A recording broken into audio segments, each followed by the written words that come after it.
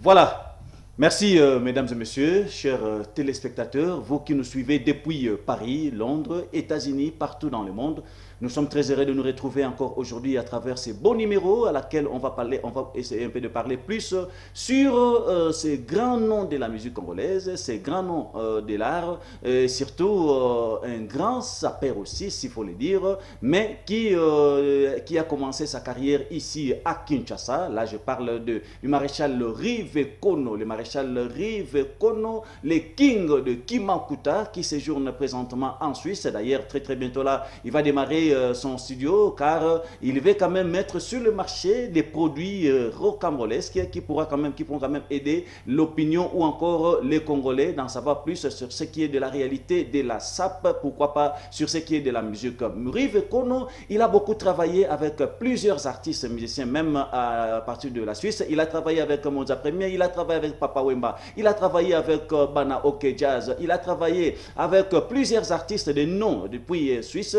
Et ici à Kinshasa, il est en train de diriger plusieurs sapeurs, il est en train de diriger aussi certaines personnes, même au niveau de l'Europe. Alors, à travers cette émission, on veut tout simplement vous balancer plus ce qui s'est passé ici à Kinshasa, savoir comment les journalistes se sont pomonnés plus juste pour parler de ces grands noms de l'art congolaise, Rive Kono, à travers cette conférence de presse à laquelle il y avait beaucoup de journalistes. Mais laissez-moi le temps de dire quand même merci à tous les amis qui nous suivent de partout ailleurs. Là, je commencerai par saluer président Chiquito Mouchachino de Viva la Musica. Lui, il est en train de nous suivre depuis Europe. Et je pense aussi à Achamovoto, Waneza, bureau solennel, prêtre Oyo Baza, juste pour entourer les maréchal Rive Kono, Olelo, alors ça là effort. Quand on a coupé ça quand même valeur, il y a artiste, et puis coupé sa valeur, il y a sa apologie à niveau, il y a RDC, pourquoi pas à niveau, il y a Afrique. Et alors, je pense avant de démarrer, tout le monde d'abord c'est beau clip de Rive Kono. Je pense que c'est beau clip et que la Moussalisou, je sais à niveau, il y a RDC, c'est beau clip.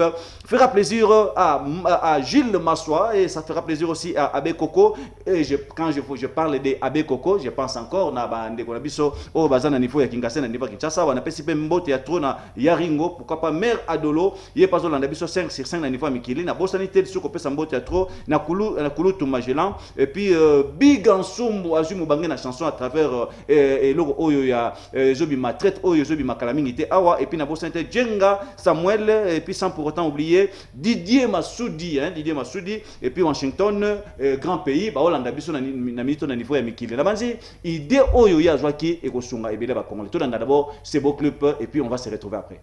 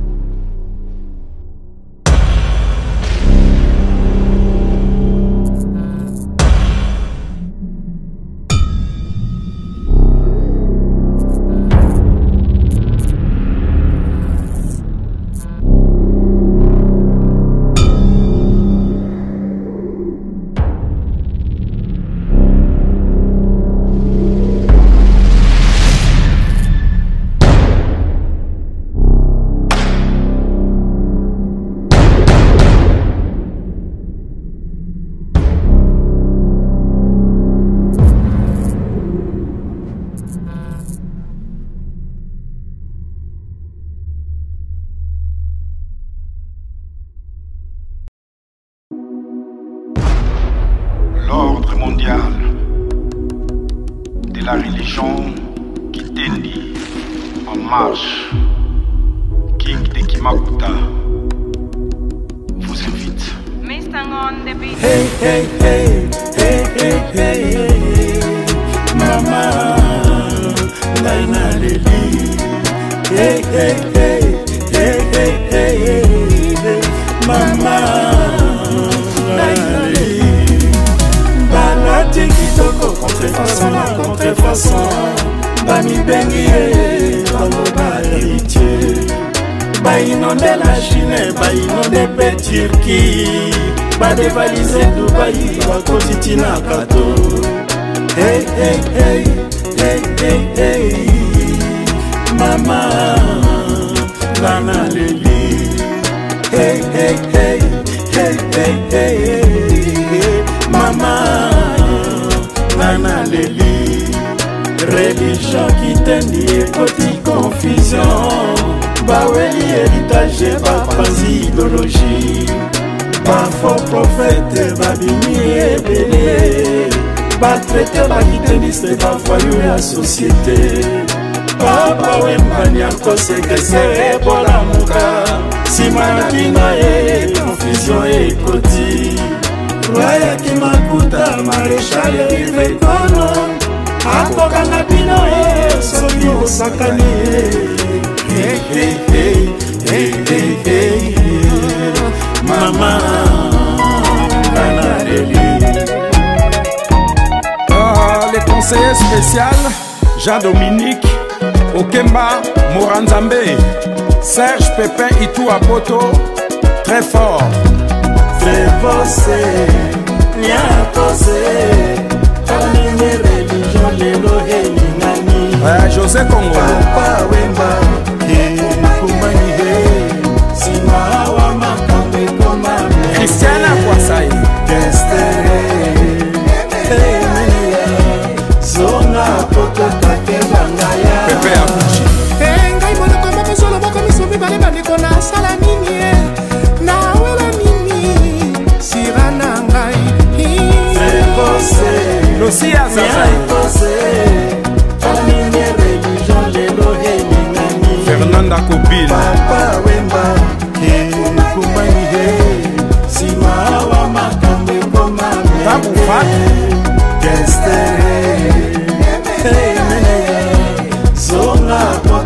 Mère Véro Oumangai. Jani azalaka mwana moke lelo akoma mwasi monene. Mombele zala na yo kimia. Doris la Congolaise dans l'au-delà. Papa Wemba, Kumani he, Sima wa makambe koma meke.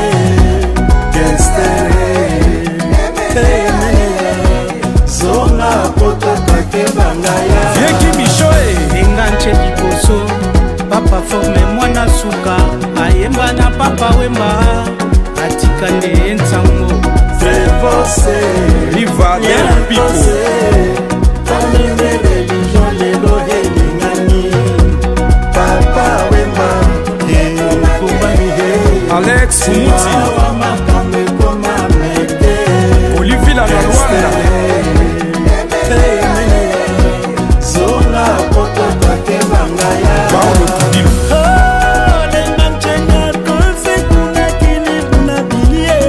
Santos de Gira, chef d'entreprise Latanaye. Trevose, Niakose, Kamine religion lelo helingani. Junior Amorine. Papa Wemba, Kumani he, Adolfo Mute Bachila Mwina. koma meke.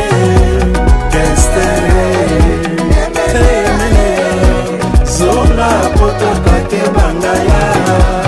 Vex Kofenda Mobalia. Nicole Boula. Philo Bakusu Italia. Dédé Makonda. Saint-Éric les conseillers. Osiris Akobo le meilleur. JR Ntimba, maître digital, les King. Surtout ya kato te di. Serge Caché. Est-ce que commissaire Nabi Lokota? Maya la Prince. Kokende Chine te. Eva Tumba Nanverse. Surtout ya Turquie te di. Kebako, yo kendaka Turquie. Milokos, Milokos, Milokos, Milokos.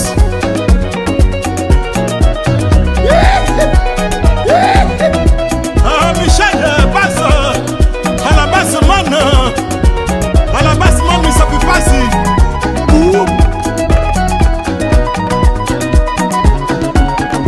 Zubele, maman, na Jordan premier. Claude Kanou. Mama Eugène Diamote. Oh, mami, il est là. Qui est donné en Gumba. SNC Pichukala Adelar Damoun Tika Mayor Lunge Patrick Lomande Tondolo Bilele Crocodile Alouozi Dadimbela.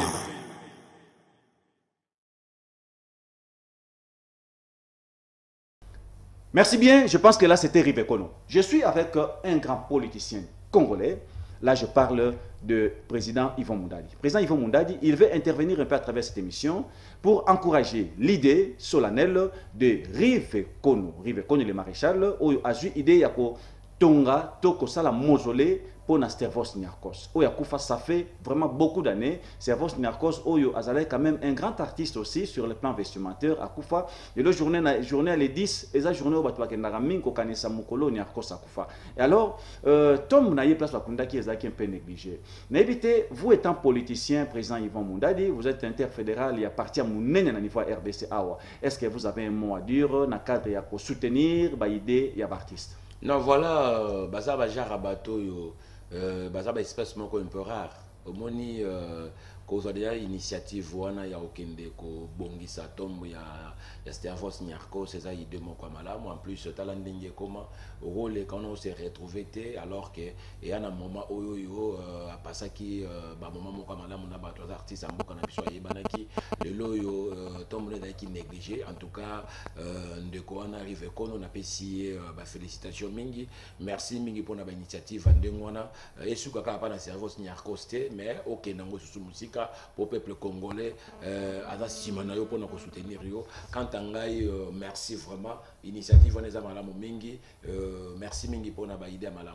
Est-ce que vous avez un mot à dire par rapport à. Oui, bien, on a besoin de faire facilement. Ils appellent Nabao Bazo s'opposer Nango, au Bazo Mounango Mabé, au Bazo, tiens un peu moins de blocage par rapport à ça. Est-ce que vous avez un mot à dire? Mais pourquoi, comment on a aidé à Ngomabé? Pourquoi pas blocage? Parce que esika tala omoni makambo so sala ana famille za makambo belé eza mbongo ko boka te mais soka une initiative wana eza po sunga au moins o ekomaki lokola soni pa na biso ba otie ba kal pona nini ba ondima ete pona nini ngo biso nga étant politicien na beteli maboko ba initiative wana eza malamu mingi toza sima na ye so eza na likambo zo tungisa ye ako passer par moto ko leka aleka to ko soutenir ye pe to ko tie maboko ba initiative wana ba bato ba baza ebelete il faut to sunga bango et soka linga ko implanter lokomoto a investir na mboka na biso a to pesa e chance pe to pesa maboko bato so bato tie bakalo wana ba fungola maboko na bango ba fungola mitema na bango nzele za la polele pour arriver kono asala mangamala na mboko esa bien mingi. Merci beaucoup. Là c'était président Yvon Moundadi, l'interfédéral du parti DC ici en RDC. Et là, on va retrouver tout à l'heure là nos amis journalistes, mes confrères, ensemble. Nous étions quelque part juste en train de parler de ces grands noms de l'art congolais, Rive Kono. Et je pense que cette conférence à laquelle ça réunit quand même beaucoup de journalistes, tous les confrères ont pu poser des questions. Mais par rapport aux questions posées par les confrères, il y a quelque chose que moi j'ai épinglé, c'est le fait de dire que Rive Kono aujourd'hui, il est en train de soutenir que les couturiers européens. Or, à travers une chanson, sa chanson, quelque part, il a même énuméré quelque chose à ce qui concerne les couturiers africains. Il a même cité le nom de quelques couturiers africains à laquelle il a quand même fait voir, il veut faire voir quand même à tous les Africains que on ne peut pas valoriser que les couturiers européens ou asiatiques, mais on va donner plus de l'importance à les couturiers. C'est pourquoi je me reste que tout là, moi, extrait seulement là où Riveko n'a pas été les couturiers africains, hein, même congolais. Donc tous, ils sont inclus suivant cet extrait. Et après, extrait, beaux occasions, maman, Rolanda, conférence de presse, Salamaki, Kuna Maria Tanjo avec Riveko. Je pense que président Chikito Mouchachino, n'a pas une minute, Afandi Penza Zolanda, et bien la minute Oyo Achamo Voto, prêtre na niveau qui vraiment Zolanda, la minute Yazaza et puis Gilles Massoua, na monaki déjà, na monaki chantier na niveau Malukuana, vraiment ça fait du bien. Moutolezo ezana niveau Kinshasa awa, na bien Makamuza na niveau Kinshasa, ça fait quand même bien faire voir na ba Congolais que ça perd ou encore Mouto Oyo les beta Massoua Bilamba et Sengapé à vivre le rôle bourgeois, n'eng Gilles Massoua zo vivre et puis na bosanité Ringo et puis maman Dolomer Adolo. Merci beaucoup Charles Charles Nabosan Yote et puis Nabosan Yote Kopesa Mbota Tuna Biga Sumbu Mubangé na chanson je pense Nakata disque on a vu que Bamboule Kobetama Bakakepe Kobetama Tolanda. L'ordre mondial de la religion Kitendi en marche, King de Kimakuta vous invite. Hey, hey, hey, hey, hey, hey, Mama, Laina Lili. Hey, hey, hey, hey, hey, hey, Mama, Laina Lili. Balati kitoko, contrefaçon, Bami Bengi, Bamoba héritier. Bainonde la Chine, bainonde Turquie, ba dévaliser Dubaï, ba Kozitina Kato. Hey, hey, hey, hey, hey, hey, Mama, Lana Lili. Hey, hey, hey, hey, hey, hey, Mama, Lana Lili. Religion qui t'endie et petite confusion. Baweli héritage, ba quasi idéologie, ba faux prophète, ba bini et belé, ba traité, ba guitariste, ba foyou la société. Papa wemba nyako sekese bola muka, simana bina e confusion e koti. Waya Kimakuta maréchal rive kono, akoka na bino e soki osakani. Hey, hey, hey, hey, hey, hey, Mama, Lana Lili. Les conseillers spéciaux, Jean-Dominique, Okemba, Moranzambe, Serge Pépin, Itou Apoto, très fort. Très bossé, Niakosé, Kamine religion, Lelo Nani. José Congo. Papa Wemba.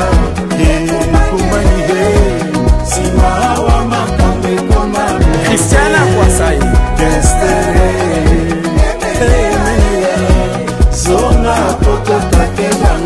Pepe Abuchi ngai monoko mosolo moko misomi bale bandeko na sala nini na wela nini sira na ngai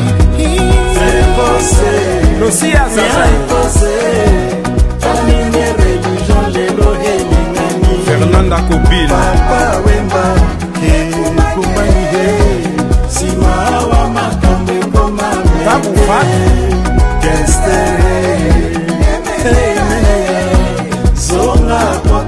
Mère Véro Omangai Jani azalaka mwana moke lelo akoma mwasi monene Mombele zala na yo kimia Trepose Niakose Loris la Congolaise dans l'au-delà Papa Wemba Kumanihe Simawa makambe koma meke Gestere Zona poto take bangaya Vieki Michoe Enganche liboso Papa forme mwana suka Ayemba na Papa Wemba Atika nde ntango Trevose Riva del Pico Tamine religion lelo helingani Papa Wemba Kumanihe Alex Muti Olivier la Rwanda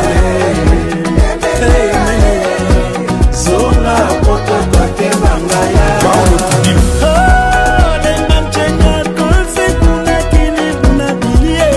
Santos de Gira, Chatonko plus la Tanaye Trevose Niakose Tamine religion lelo helingani Junior Amorino Adolfo Mute Bachilamina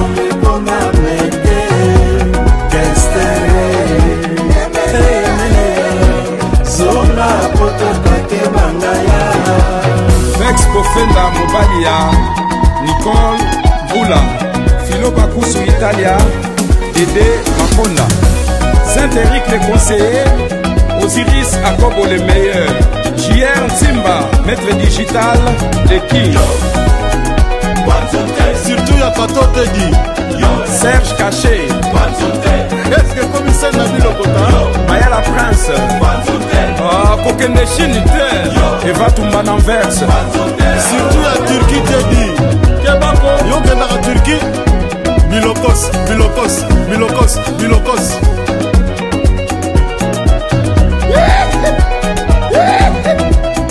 Michel passe à la base man. À la base man, mais ça peut passer.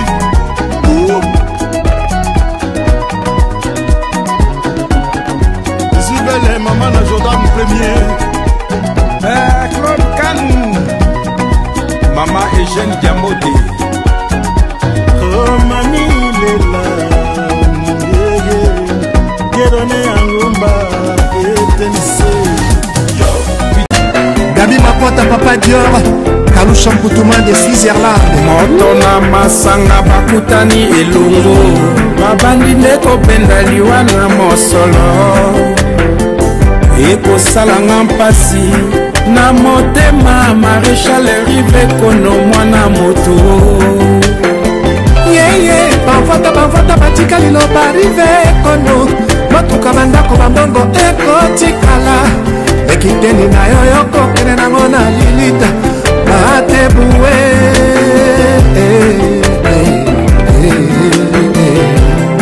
proclamation na Londres Kinshasa na Brazza Sapin Sakala mokonzi ya Ster Labiga Zombo nalata kitoko Rifalelo Oji ya mamoto Gianni Versace Nazamato nalata nanga la vie eza mokuse mama yo série ya félicité na évolution dikembese komeojiki irokokoshi sapata semeseni kofaresone Alphonse Ganzenza de Londres Feli Tembe Mvoto Kakisiko Kanai Tekiniki Bana Sefa lelo yo tokolata lorsqu'on défoule Vivienne Westwood Ray Kawakubo Dai Fujiwara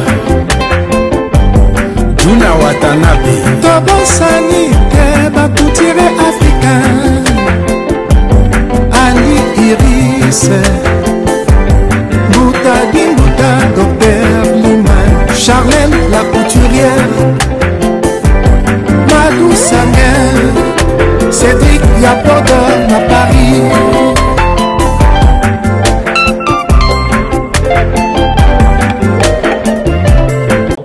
cette particularité. La grande question qui est le maréchal Rive Kono. Bref, c'est pas moi de le dire, c'est pas moi de l'expliquer, c'est pas moi de décrypter cet artiste, mais il y a une personne habilitée. Il s'agit tout simplement de l'ambassadeur Nixon Kapen. Il va vous donner sa biographie et tout ce qui va s'en suivre. Je pense que,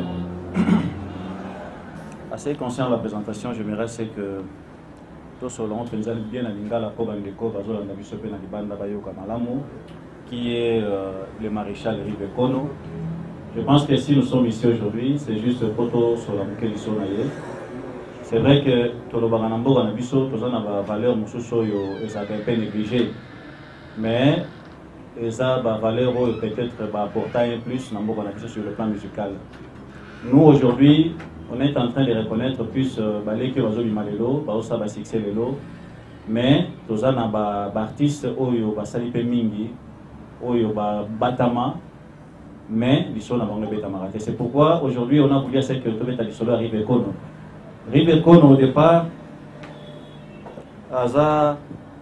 c'était un artiste et musicien comme l'a dit Junior. Et puis en même temps, il est sa père, à Botami, Angola. Juste après un mois, il est allé à Kinshasa.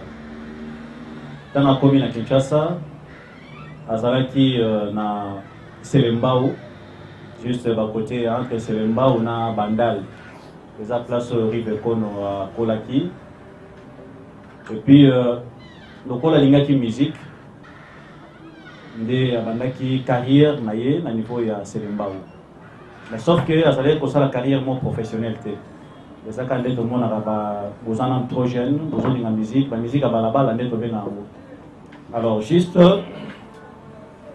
azonga ki lisusu na Angola après quelques années azonga ki na Angola tanga komi na Angola ndé akeko kota na orchestre mo esamaki na Angola en costard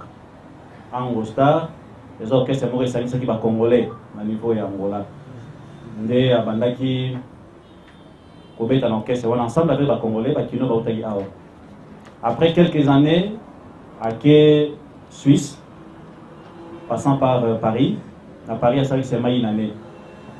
Donc, les Zaki à 82, les Zaki à Paris.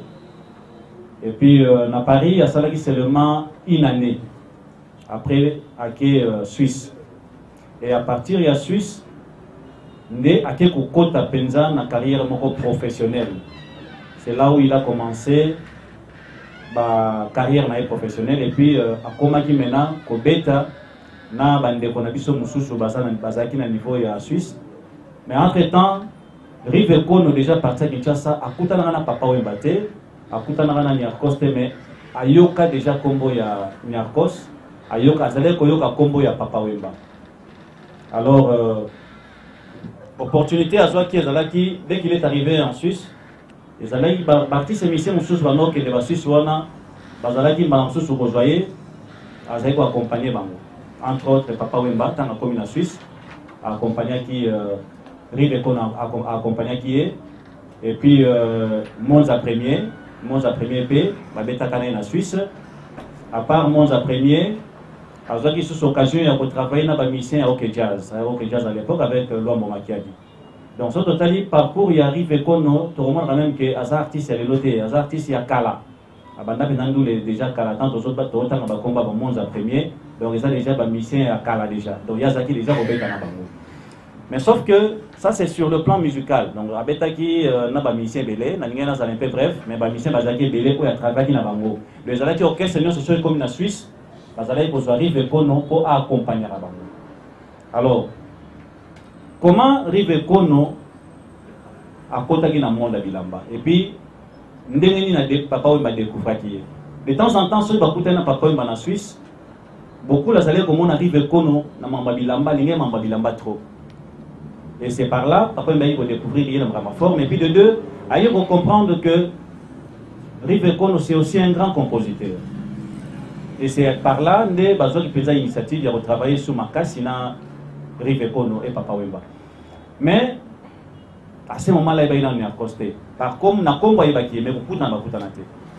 ndé et ayi ko sala que Niarkos à Longwe Paris à Suisse bakutani na Rive Kono basala qui 2 semaines en Suisse Niarkos oui Niarkos azala qui garçon mo azala d'abord mutakange charisme trois azali parti azali ko la bina banda batute mais il avait accepté à ça la 2 semaines nanda ku ya Rive Kono je ne sais pas sur ba image za ba roti so totala ndenge Niarkos azaki nanda ku ya Rive Kono alors à partir ya wana nde Rive Kono aye ko découvrir lisusu makasi Niarkos donc ba image ya trop jeune zaki ba mbule belé kala vraiment donc wana Niarkos a offert nanda ku ya Rive Kono basaki 2 semaines après Niarkos a zonaki Paris mais avant Niarkos a zonga Paris et dans ma solo ba betana Rive Kono Niarkos ayaki na besoin de kombo na ye etikala e bungate kombo na ye e continuer mais atala ki siko na batu oya zaki na bango mutu oya kokai ko tikala na kombo na ye ko valoriser yango plus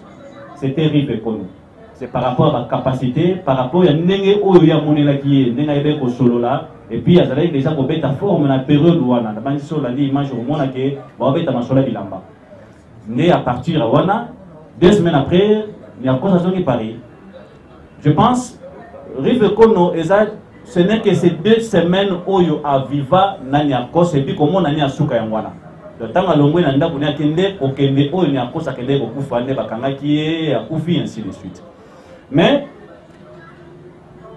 garçon oyo Rive Kono kofana na Niarkos a comprenait que le romoro a comprenait que Niarkos bat balinga qui était parce qu'il n'a pas de trop il n'a pas problème et belé na bat et il devait quand même faire quelque chose en sorte que bambula na bambula kombo na ye etikala. Deuxième album est bimi, troisième album il y a masolo ya sap nde Rive Kono Okota. Pour jusque là nous avons que 4 chansons qui parlent de la sap. Première chanson ils avaient qui na 4 albums ya Niarkos et puis les tout dernières chansons ils avaient qui va betana na bozi pourtant on va beba na papa na Niarkos a gagné recontacter plutôt Evoloro nde basaki album ya suko ba beta masolo ya bilamba. Alors na Evoloro pe simbaité et après Rive Kono a obligé maintenant à se lancer dans la musique. Maintenant, avant, qu'est-ce qui a fait que Rive Kono toye baye penza malamute? Rive Kono a soit tant moko boye atika ki musique a zalé ko sala kota ina world music. A combien ko sala musique nord internationale. Et c'est ce qui a fait en sorte que le niveau de la diaspora baye du souté a ça le la bungi et après un temps a qui sou ko zongela ndule wana et a qui ko sala première opus na ye. Deuxième opus, premier opus c'est là où il a parlé de la révolution. Et après, il a lancé chanson, clip Mogo Oyo na été sur le qui parle aussi de la sap. Il y a déjà en vogue pour le moment. Je pense que c'est ça clip Oyo. Dans dit Awa, déjà. Rive Kono Alingi a valorisé Kombo ya Niarkos, na bosale la ye mausolée. La bande de Yoga qui va dire saper bazole kabazole de temps en temps que Rive Kono a dosé la Niarkos mausolée. Problème mes amis. Problème c'est que na 2 semaines on va faire na Niarkos.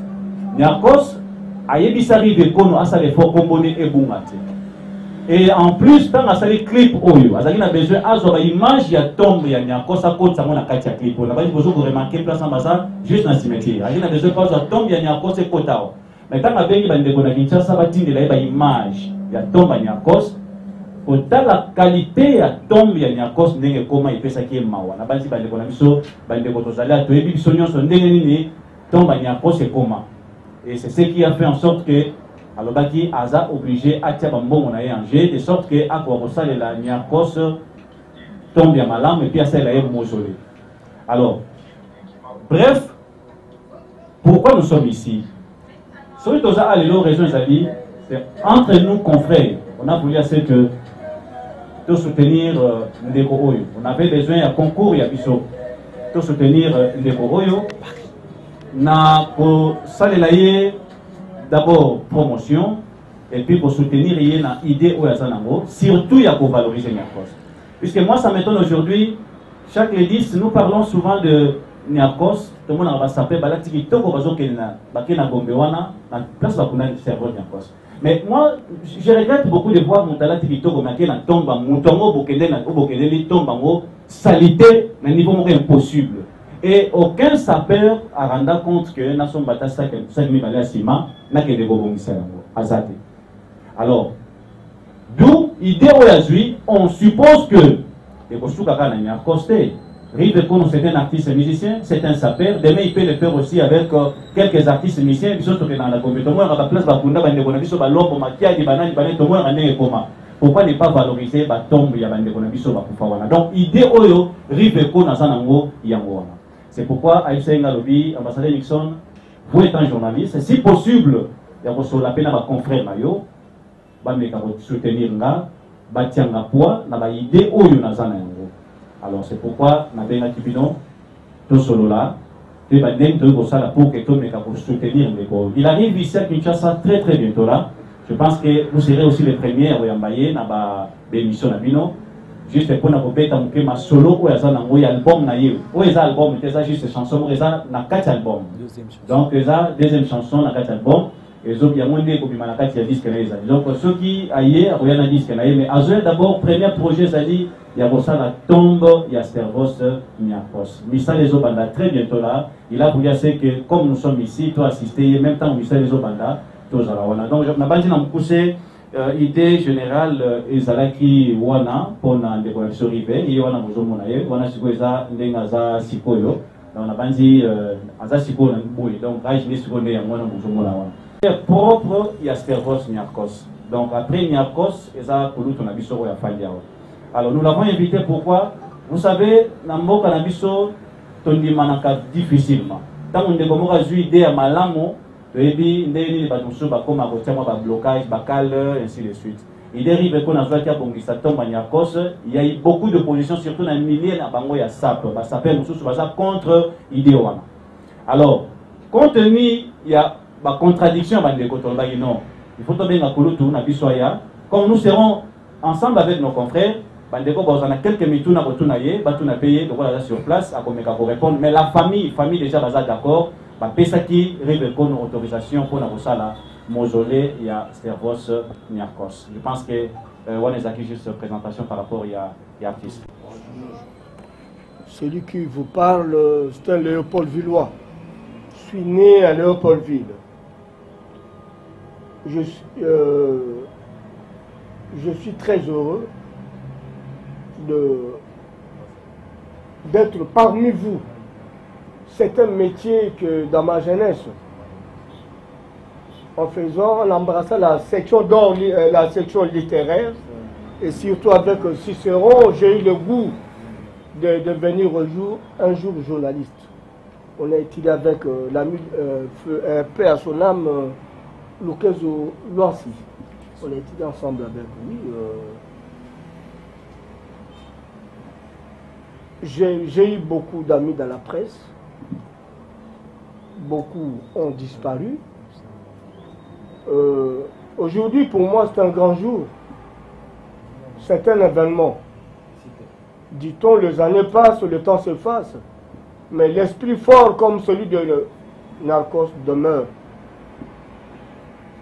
Je n'ai pas trop à dire, je suis à votre pleine disposition pour toutes les questions. Mais j'aimerais d'abord souligner, parce que souvent on parle de Narcos. Narcos est né Mombele Francis Adrien. Son père éditeur, c'est Mombele Pierre Samtira, l'un des pionniers de l'indépendance. Notre papa pris part à la table ronde politique de 60. Il fut ministre, le premier des membres politiques de Mobutu, membre de la commission constitutionnelle avec l'avènement de Nzé Kabila, et puis plusieurs fois commissaire du peuple à l'époque, aujourd'hui député. Et entre autres, c'est le grand patriarche Teke de la ville de Kinshasa. C'est lui qui est le bâtisseur du quartier Mombele. Notre papa est aussi l'un des cofondateurs du parti lumumbiste unifié, Palou, avec Kinzenga. Il fut le premier vice-secrétaire, le secrétaire adjoint après Kinzenga. Et puis, celui aussi pour un grand événement du Congo, celui qui a lutté pour la neutralité de la ville de Kinshasa en 62. Donc, en Narcos coule dans ses veines le sang noble, il est prince, comme moi qui vous parle, Bateke. Donc nous sommes les autochtones de cette ville. Bref, celui aussi qui vous parle, c'est Bogouma Sasuka ya Mobutu, commissaire de zone ya Kalamu. Je suis pas né à Matongé, je suis né à Barumbu, mais les années Mbiaka, nous avons fait naître Matongé. Donc on a vu naître Matongé. Donc nous avons un rankin. Nous avons une doubilité, mais nous avons Bouria.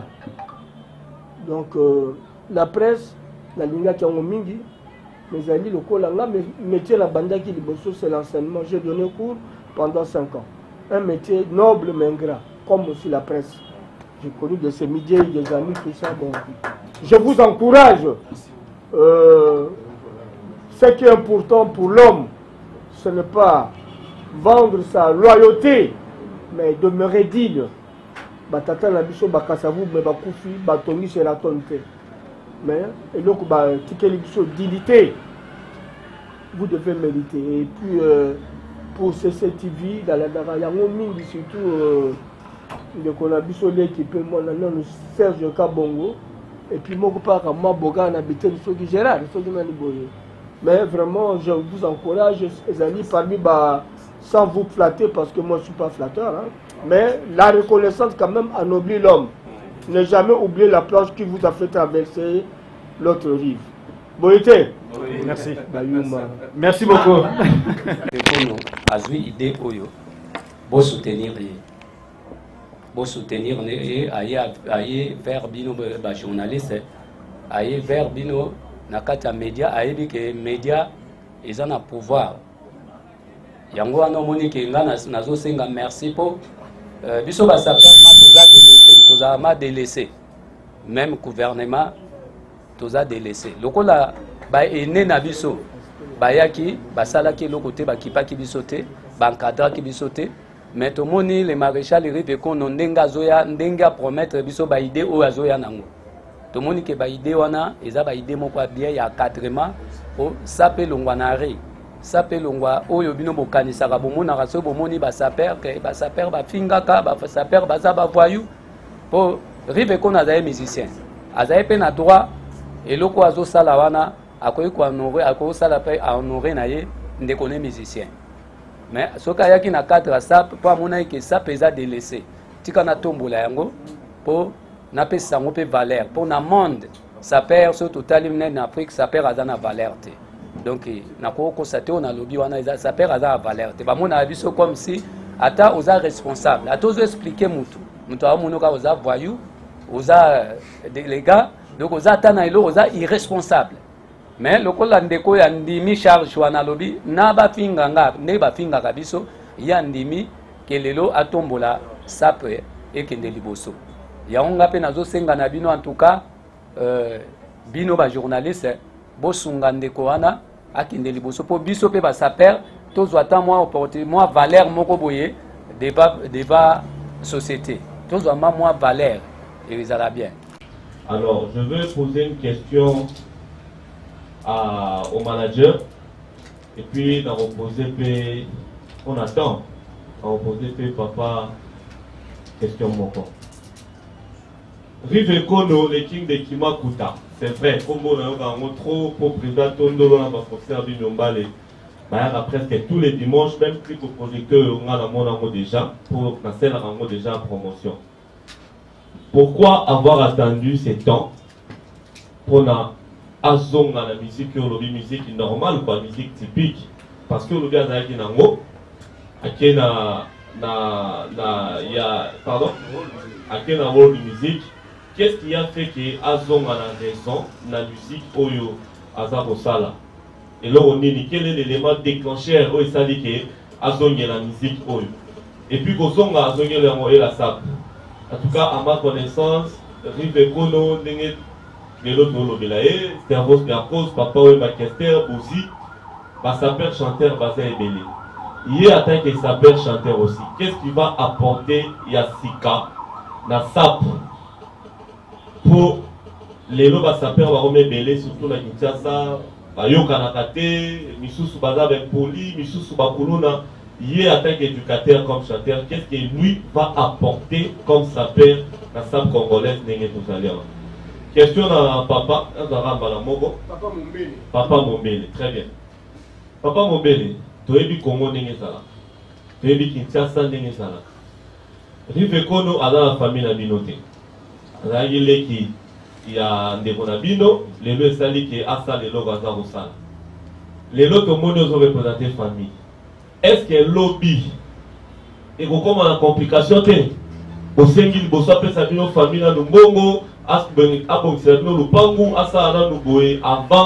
à la mausolée ou il y a ça la pour la service là c'est on a soutenu ba saper congolais et zalo bazana Kinshasa et zalo bazana poto kala to bana quand ça ba bengo saper c'est-à-dire aux amutumo aux mbongo aux bourgeois ainsi de suite mais aujourd'hui nous avons compris que ba plus malheureux c'est plus ba to benga ba saper oyo mbamso baza penza na eloko te basaka penza eloko moko te mais bapesaka seulement d'influence ya bilambo bazolata. Rive Kono lelo alingi à faire changer idéologie à SAP. Comment? On peut savoir un exemple moko lelo Rive Kono alingi à valoriser ba saper na kombo ya Mercos. Toyebi na Congo wa SAP mutayi ko pesa ngoso sur impact kombo ya makasi te service Mercos. Alors c'est comme je l'ai dit au début Ça m'étonne. Là, je dois prendre ces roses niakos, ces salités, ces malamutés, mais tu as un bilamba ya cher. Tu as un masola, c'est roses niakos. Rive qu'on a lobby, non. Photo banana, non, pas tu as un masola bilamba, tu banana revaloriser, mutu oyo, à la moussaka li solo, on est bilamba na niveau RDC. Tu peux dans une valeur. Ndenge les deux à la totambola kawa, tout le monde a ba mausolée, ba lumumba, ya ba intel, tout ça la paix à niakos, de sorte que tu kanisagaye, tant que tout le monde a mausolée. Deuxièmement, Rive Kono, il veut à ce que sa père a la image de Bilamba au Bazolata. Je pense que les sapeurs, il y émission comment expliquer un sapeur qui passe l'émission à l'objet, il a besoin de $2000, il a dit chaussures à $1500, mais il va boire ma banque pour que nous arrivions à Matol. Donc, les camarades Matol, le côté pas sapeur. Ça étonne. Un sapeur a des conditions bien té, mais avec ma sola Bilamba, taché. Mais arrive qu'on a un souci que Bilambo va saper balatata et ça l'appelle valeur na bango, c'est-à-dire ndé bazomo na saper va comprendre que c'est un saper, c'est un bourgeois. Saper fois zanandaka malamu, fois vivre malamu, saper fois zanaba moyen, puisque jamais au lobby qui n'a été là-bas il y a $2000, tandis que yo moko même pas dans fond il y a $300. Je pense que na rosukawana le reste yé moko plus tard pour continuer. Deuxième question c'est qui a ndenge pourquoi elo ntinda kepo akota na ndenge na world music azonga na musique au mususu raison zali azaki tanga kota na world music comme ebungaki na mboka na fete ba musicien belé ba kota pe na ba musique internationale comme ebunga facilement surtout sur la makasité alors né ba master na mikili ba tiaki pression ba lobite zonga na musique en mboka pour permettre yo combo et zonga. Voilà, je pense que merci. Merci mingi na mutuna ezalayo ezalangai, nous sommes de Bantou. Quelle que soit la diversité dans nos coutumes, mais quelque part il y a un point de convergence. Ndenge otuni motuna wana toza kofinga mamingi bazolo ba n'importe quoi, c'est vrai, mais eloko na kosenga liboso na baninga o baza na poto mingi toyebani mingi totangaki na bango école primaire esika moko mingi bazali ba leki ya bandeko soki bolingo ezali tango ndeko avili kanisi na kosenga bango toyokana tozala bon moko parce que les intérêts, dit-on, regroupent les gens. Mais le sentiment, il s'anissa. C'est ça qu'on y a battu. La conseil n'a pas intérêt, tout ça, sentiment d'abord. Pour la pierre tombale, il y a pierre, il y a, pardon, la bengue pierre, pour pierre, les combat de papa. Aujourd'hui, ça fait 19 ans disparaissait notre papa. Il y a encore ça, Koufi. Le loyo tokokisi 26 ans. La première pierre tombale, la somba ya motango na Orglas en franc belge. Na motango motuyate. Et puis à l'époque, pour Okunda Mana Gombe, c'était pas facile. Gombe ezalaki image ya baba. Pierre Oyo ezali lelo, c'est la troisième pierre tombale. Je remercie encore le professeur, l'éminent professeur Luzolo Bambi, Périclès. Tango Amoni, Pierre Roto Salaki et Bebaki, Yemotu, Asobelaki Biso, Pierre Tombal, Wana. Oyo Ezali Wana, c'est la troisième pierre tombale. Bomba bomba mabe toyo kana bande konangai toza na sonité mon côté a uta poto ayaka ipa ya famille na idéologique non to rendre quand même hommage ndenge isalmaka to ke nekotala o yazalaki na biso. Les morts ne sont pas morts parce que Nyarko c'est un esprit fort et l'esprit fort demeure toujours vivant parce que c'est pas facile 26 ans après on doit parler de toi, non. 26 ans après, tu as dit qu'il a abandonné le cimetière. Moi, en tant que son frère biologique de Kolanga, même quand je parle ici, je revois encore mon frère, et ça la capace. Il y a encore ça qui est la tête à tel ministre. Ma premier membre du bureau politique. Non. Mais mon père a dit sera encore le Moka. Tant qu'on déco Oyo a dû les canisses. Ma bengisinga, ma avocat Baye, j'ai donné mon accord en tant que responsable de la famille Mombele. C'est moi qui vous parle. J'ai donné mon accord. En dehors de, je ne vois pas quelqu'un contredire Ngai, pas de Konangai. Tous à la capitulation, 26 ans après. Si métier de comment le col de Balona Bataboulou, Batuato que nous met la bandi, mais quand on doit animer ça, il s'habille. Mais Bisso, tout le monde a un bon côté. Au monde, il a pas exemple mon Tato ya botenga yem takabika Mombeli. To va quartier Mombeli. Quand on a fait ça na bateki, mais c'était gratuit hein. Boteke moko ta somba le pango. Non!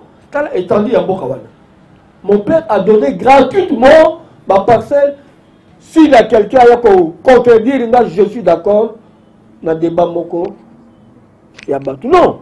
Alors, les lots Oyo, nous on ne voit pas l'aspect, mais partout au monde, et pas Bassala Kagwaga, pont, Batika quand même, mais Bilem. Moi je vois pas mal Azamutu, Azali, Tozali, Babantou. Naza bref, Nazo Katande, mais Rubangate. Pour rappeler, moi je m'appelle un enseignant, un politicien, Tolula micro, mon lobby va révoquer. Bon, Nazo Sougabe Wana. Mais bon, il est comme Nazo Zonga. Bissot, les noms, au Carabisso, les Zonga, et viser excellence. Merci Ndekolanga, il a ce péribigi, la franchise nayo. Parce que celui qui vous aime doit avoir le courage de vous dire la vérité, même si elle est cruelle, qu'un mensonge aimable. Vraiment, je suis très content, c'est vrai. Tout solo là qui n'a pas. Lorsque tout le budget, ce n'est pas une facture, non. Attends que Kobala, moi, il y a Roua, attends ma cache, ma pesaka. Moi, je m'en souviens, Bakanga Bawara Moko, na Matongé, na Batoua des jeunes, na Libera Kabango, tant que qui est encore en fonction. Na mon groupe Moko ya Bawara, Baye et Panangai, Baye Ningatala, il bokia ma cache ou ya vert. Oui, puis que na Mersa Moutouma na Baye qui m'appelle le Baye, la même il faut, Baye, la même cache. Après les consulants, ils ont dit élément de valeur, il y a coutume.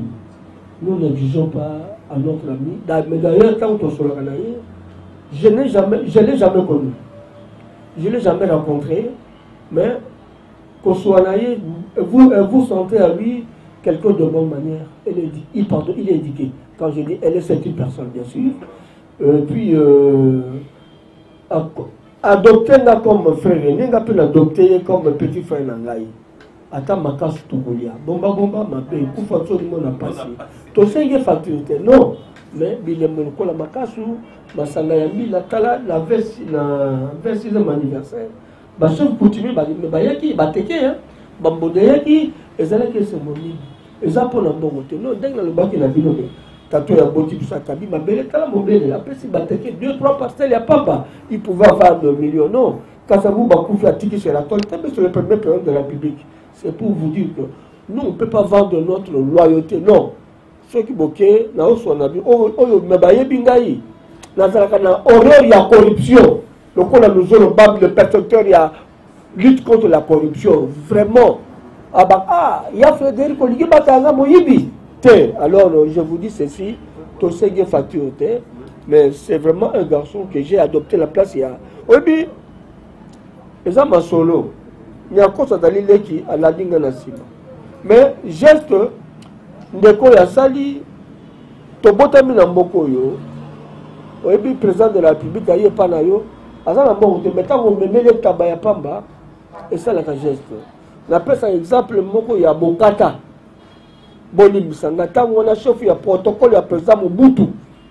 Akufela ka ndeko na sembe, azo fanda la sembe. Mais biso bato ya MP, ça c'est l'histoire.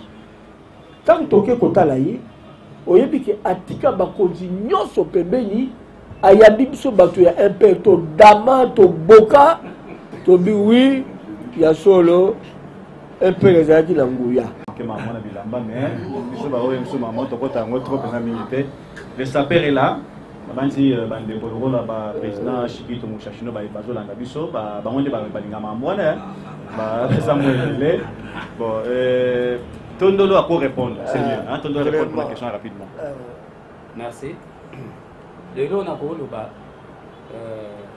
na Congo ndeko toloba biso na Congo nous en avons besoin il y a pour là il y a pour consommer congolais mais problème na biso ezani problème ezaka entre rivalité na modéliste na saper bango un modéliste ayaka vers saper pourtant où il y a zo créer faut luka saper ça et les promotions mais tant bango bazo créer bayaka vers bisoté en plus ce cas zo créer a commis lokola ennemi ya saper a commencé la concurrence na saper yango monique biso tout soit saper soit ba modéliste faut changer mentalité na biso pour to commander bomoko to yeba ndenge ni pour to lataka to consommer congolais mais jusque là le quoi na tozana bomoko te ils a moi passeport qui orgueil ils ont tambola na monde à sap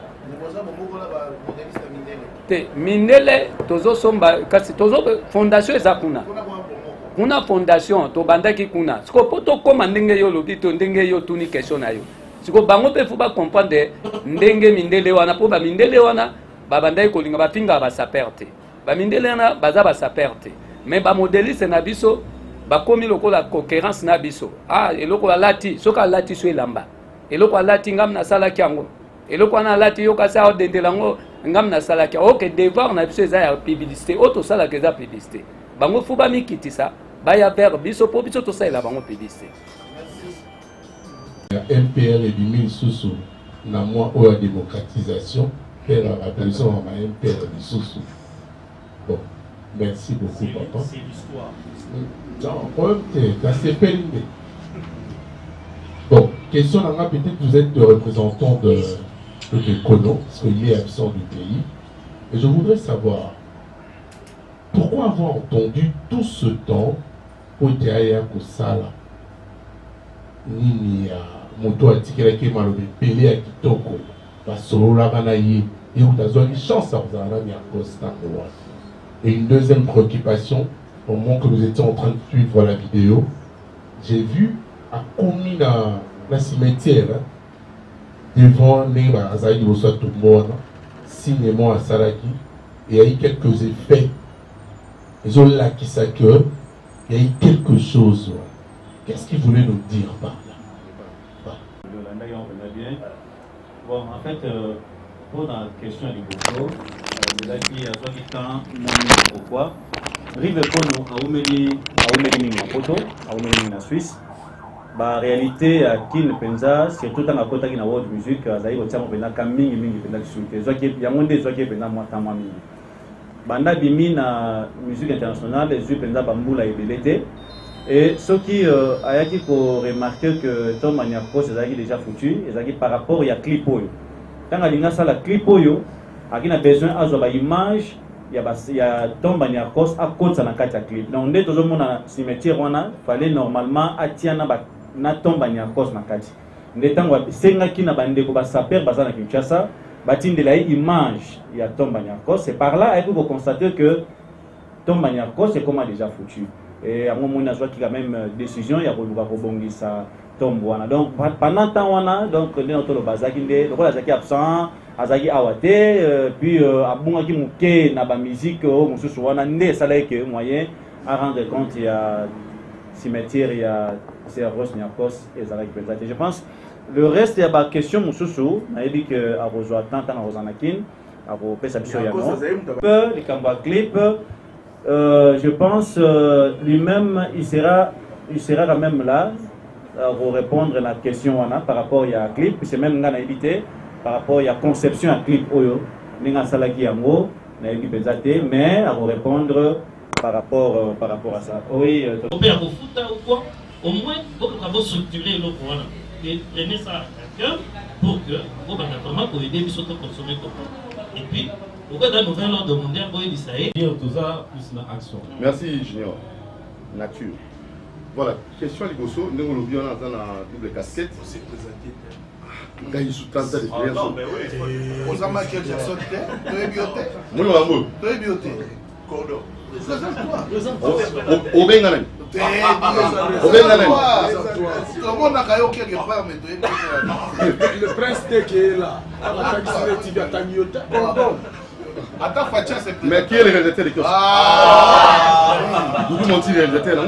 Le patron de l'émission kiosque, c'est moi. Le patron de l'émission kiosque. Regarde le temps, s'il vous plaît. C'est la loi, ouais.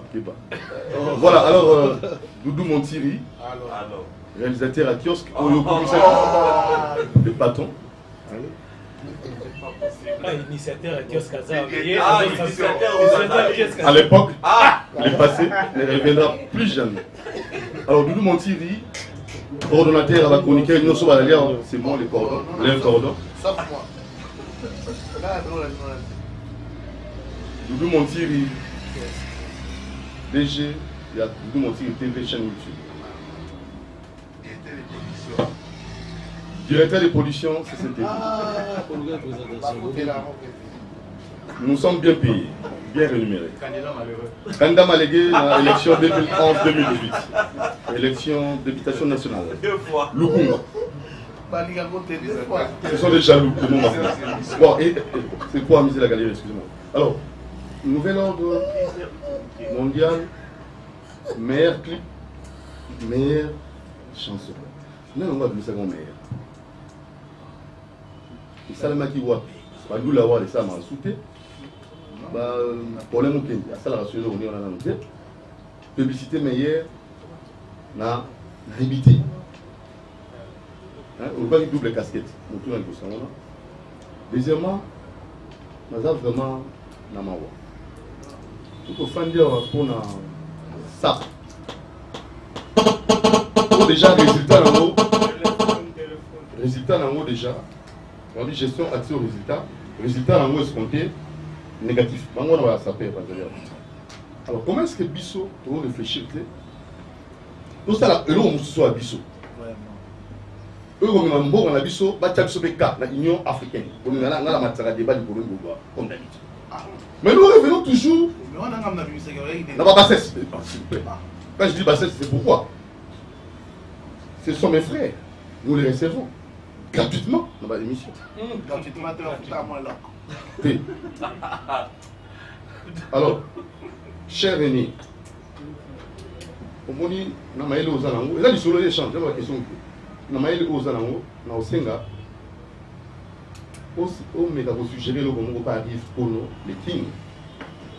Pour quand ça 26 ans après, on dépôt à Tikibino, moi je fais une proposition. Parce que l'état mausolée, parce que l'état monument, parce que l'état logo Morobo.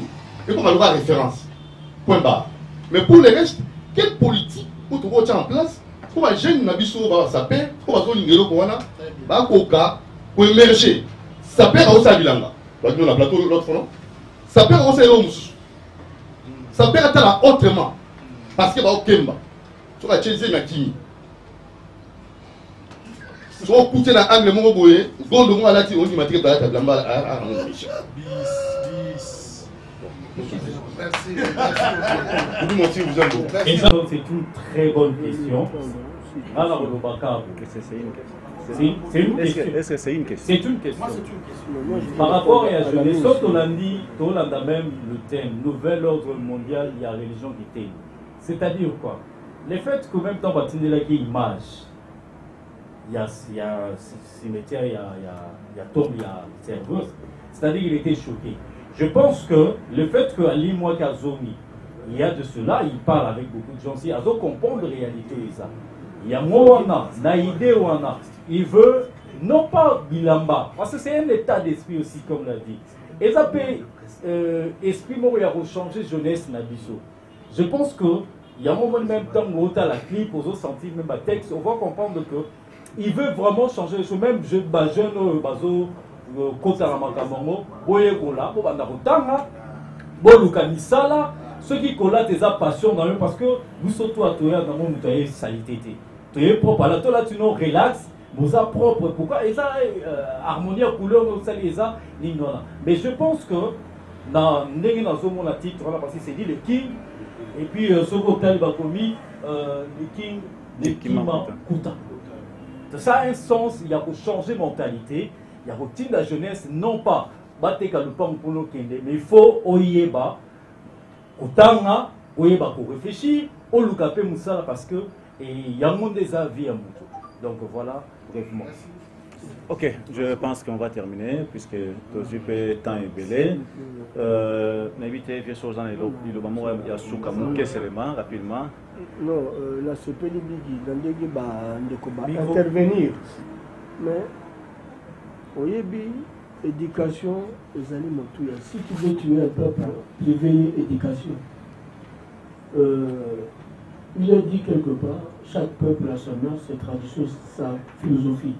Il ne sert à rien d'aller copier ailleurs. Parce que nous devons revaloriser les nôtres. Et le Mumba, quand il a compris l'accession à un pays d'indépendance, on n'avait pas de cadre universitaire. Il a dit, nous enverrons nos meilleurs fils aller apprendre à l'étranger pour que dans 5 ans, le Congo, le pays, puisse avoir ses propres filles et ses propres ingénieurs et techniciens dans tous les cadres et domaines. C'est très important. Ah ouais, il y a un babou. Mais tiens, il y a un salaire qui n'a exercé, c'est enseignement total ici.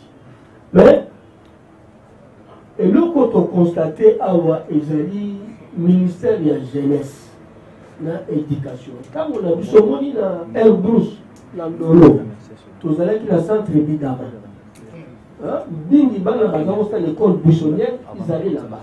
Là-bas, on t'apprend d'abord l'essentiel, écrire et lire. Na tongo boza na miki ofele tenge. Ma sous contre ma déblo ya pamba. Mais ma boma biloko. Moi je travaillais à la JMP. Tango Mobutu. Ma paix ezalaki malamu pe ezalaki. J'appelle baspolier ba domaine la bango ebele.